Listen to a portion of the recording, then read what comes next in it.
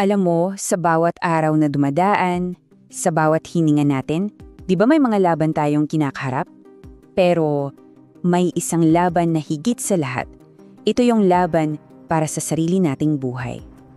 Isipin mo to, isang kalaban na sobrang tahimik. Hindi mo maririnig, hindi mo makikita.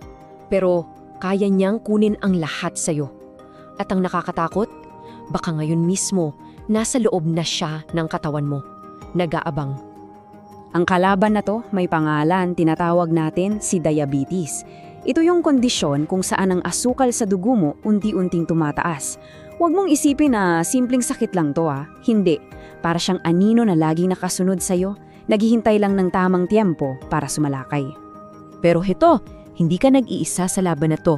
Milyon-milyong kapwa nating Pilipino ang kasama mo sa hamon na ito. Isang laban na nangyayari, hindi sa labas, kundi sa loob mismo ng katawan natin, kung saan ang dapat sanay lakas at enerhiya natin ay hindi nagagamit ng tama. Ngayon, itong kalaban na to, kahit gaano pa siya katahimik, nag-iiwan siya ng mga bakas. Mga senyales, mga red flag na parang sumisigaw, andito na ako. Kailangan lang nating maging mas mapagmatsyag. So, ito ang tanong ko sa'yo. Nakikinig ka ba talaga? Kasi yung katawan mo kumakausap sa'yo nagbibigay na ng mga warning signs.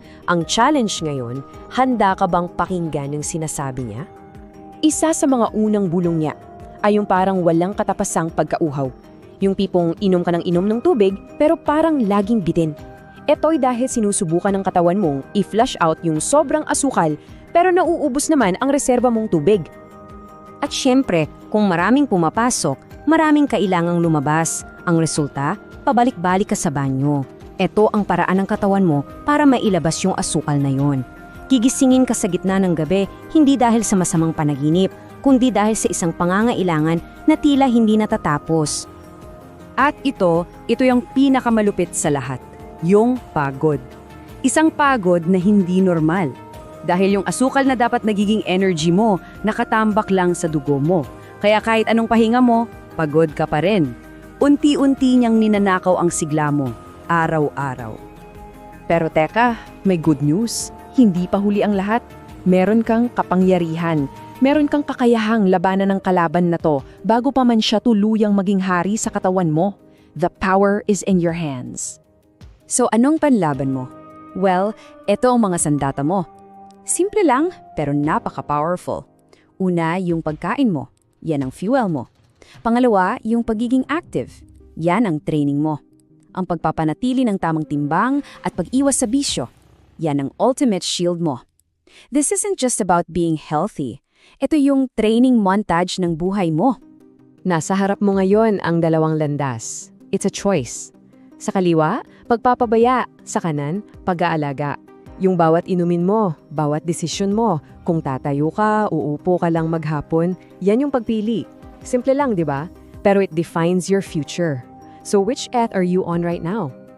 Ngayon, para naman sa mga kasama na nating sa laban, sa mga na-diagnose na, pakinggan nyo to. Hindi ito ang katapusan, okay? Hindi ito life sentence. Ito ay isang bagong chapter, isang bagong simula ng paglaban at ng pagkapanalo araw-araw.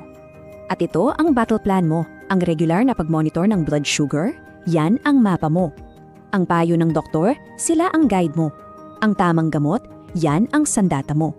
At ang pag-aalaga sa isip at katawan, well, yan ang mismong pundasyon ng lakas mo. Ito ang plano para sa isang mahaba at matagumpay na buhay. Sa dulo ng lahat ng ito, ang kwentong ito ay tungkol sa'yo. Ang kalusugan mo, ang personal na tagumpay mo. You are the hero of your own story. Please, tandaan mo to. Ang diabetes, hindi yan ang tadhana mo. Isa lang siyang pagsubok. At tulad ng lahat ng bida sa isang magandang kwento, nasa sayo ang lakas, ang tapang, at ang kakayahang lampasan ang anumang hamon na darating. Ang bawat araw na dumarating ay isang blankong pahina sa libro ng buhay mo. Anong isusulat mo para sa kwento ng kalusugan mo? Ang ballpen, nasa kamay mo.